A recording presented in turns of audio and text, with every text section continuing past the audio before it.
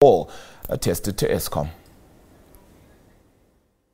The rand weakened more than its emerging market peers on Eskom's continued financial woes and the utility's inability to keep the lights on, while audit and advisory firm PwC says state-owned entities pose a risk to the country's ailing economy.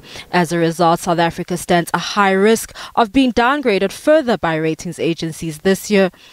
If you look at what Moody's said towards the end of last week in response to the State of the Nation address, it was clear that what was provided, or with the information that they were provided with around Eskom and just the splitting up of the SOE, is not sufficient for them. They do not believe that that alone will address Eskom's financial woes, and therefore, as things stand, they're not very positive about it. And in fact, there's a chance of a downgrade by Moody's on the back of that, unless there's very clear plans and initiatives. And even then, I think they would like to see results first before they will give us another reprieve. So it's going to be a tough year for us around pleasing the rating agencies.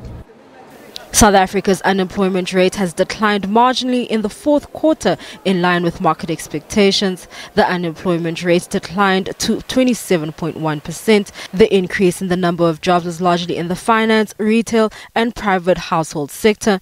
But economists say the marginal improvement can be attributed to seasonal hiring during the year-end period.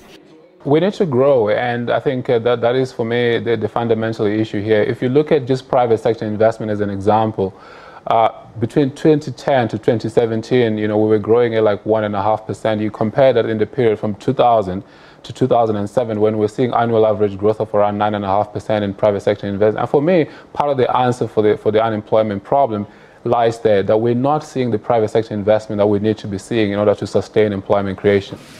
The manufacturing sector continued a lackluster trend on the back of weak demand. Stats SA data showed that manufacturing production increased by 0.1% in December 2018 compared with the same time the previous year.